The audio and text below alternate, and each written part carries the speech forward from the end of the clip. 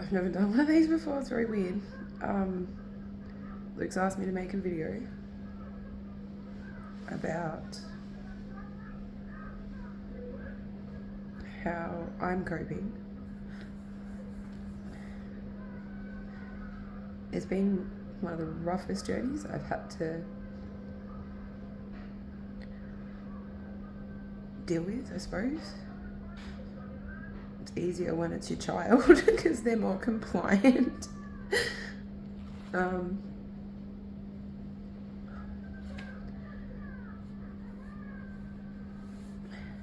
Most days are really good. Just some are really hard. Watching him deteriorate, be not himself, been on a lot of medications, been stuck in hospital appointments, places that we never thought we'd be at this age in our lives.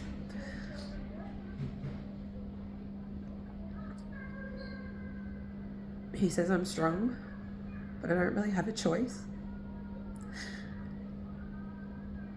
Most of the time I'm just running around trying to keep everything and everyone together.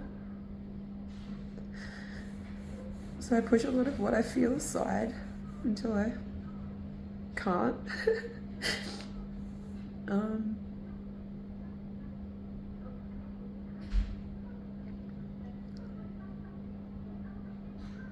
He gives me strength, and so do my kids, because we want him to be okay.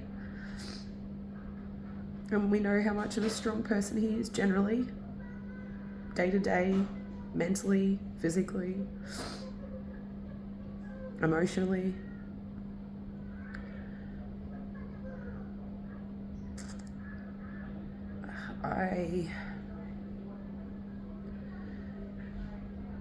As my kids said, the last few weeks have actually been really, really hard, because probably the hardest, because Luke has not been himself at all.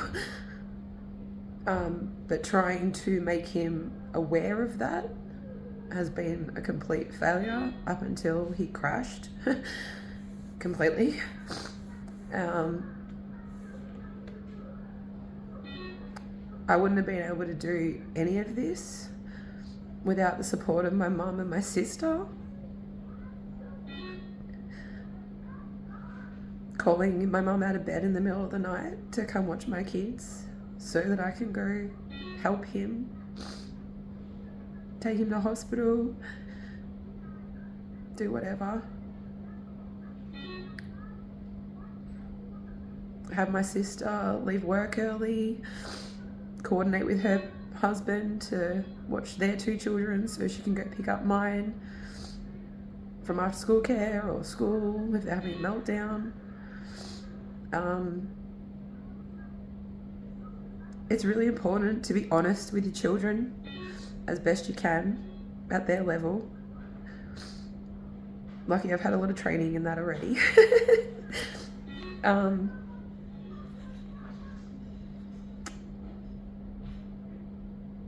It's hard, but the things we do for the people we love so that we have more time, more memories.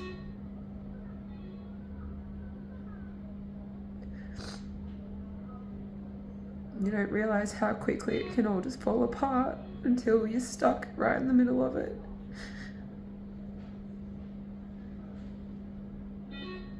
And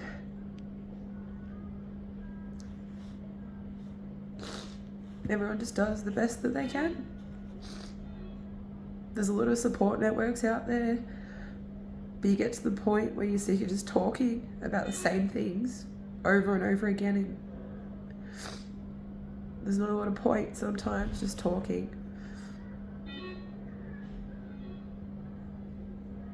I feel like I sort of shut myself off a lot so that I can be in this coping process for everybody else.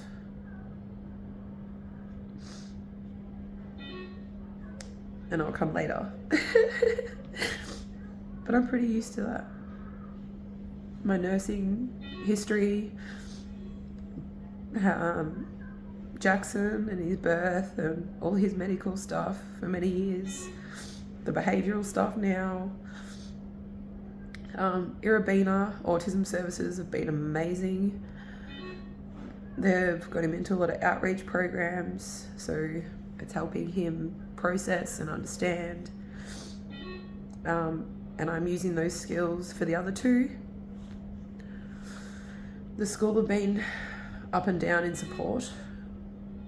Their level of understanding is minimal, but we're all human and we will get there.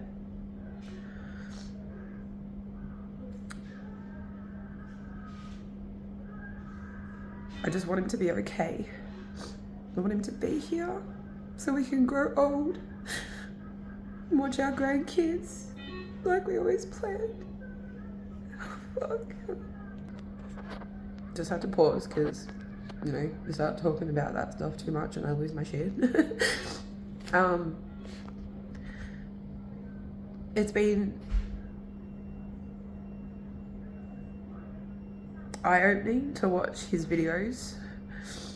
A little bit scary at times. A little bit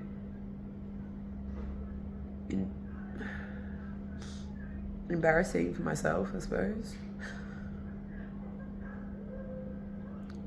I'm not perfect, but I try. It's all we can do, right? Just keep trying the best we can for the people we love. I'm so proud of him. I'm proud of my kids. They're coping so well. Gives me strength to keep carrying on, doing what I need to do, running myself all over the place. Luke made me take some time for myself this morning, so I went and got my nails done and just tried to process a little bit of my own mental stuff. I started MDMA therapy last year with my psych, and that is amazing. If you have any sort of trauma, feel like you cannot process or deal, I 100% suggest MDMA therapy. But you feel like a bit of a dickhead doing it because it's like a ticking clock thing. But I do not think I would be coping so well if I hadn't have already started that. Peter Mac are just the most amazing people, like science and facility I've ever seen. It makes me want to go back to nursing to make a difference.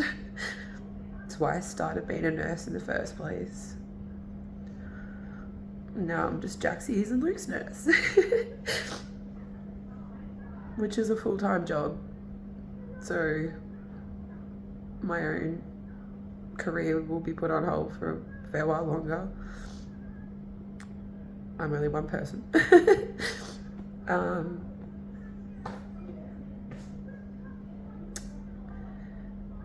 It's weird how life trains you, guides you, gives you the tools that you need. You just have to listen, pay attention, and be open about yourself, about what's going on around you. The worst part of being a nurse, or worst part of having nursing trades, is my brain goes to those worst points possible all the time. So I feel like I'm always preparing for the absolute worst case scenario and just hoping for that not to happen. But at least when it does, I feel prepared.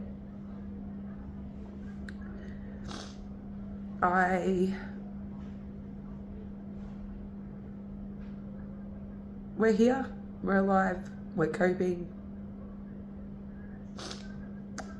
Luke keeps like scaring the fuck out of me. I feel like he likes to do it now, throwing all those little curveballs at me, medically, I mean.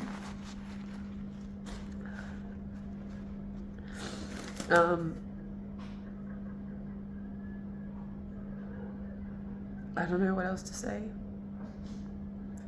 The human body is amazing.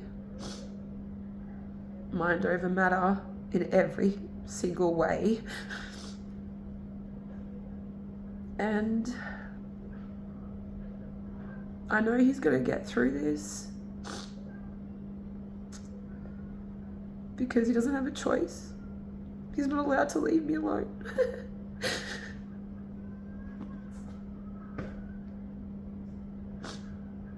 I need his help with life, with our boys, and I need his strength to keep me strong. We bounce off each other a lot, which is good. I thought it was bad for a long time, but it's actually really good. We know each other too well. We don't let each other bullshit each other too much or bullshit the world. Constantly trying to improve who we are as people, parents, friends, share our wisdom, knowledge. Luke a little bit too much, too forcefully sometimes.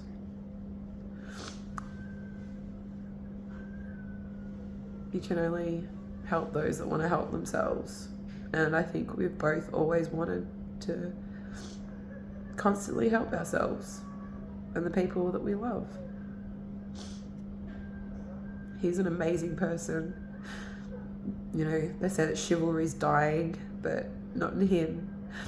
He still does a good deed every day, opens the door for people, young, old, whoever.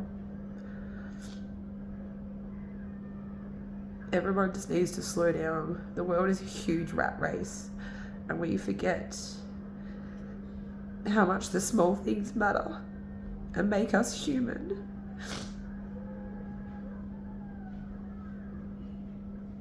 There's so much love and care in the world. You just gotta look for it. And I found mine in him a long time ago.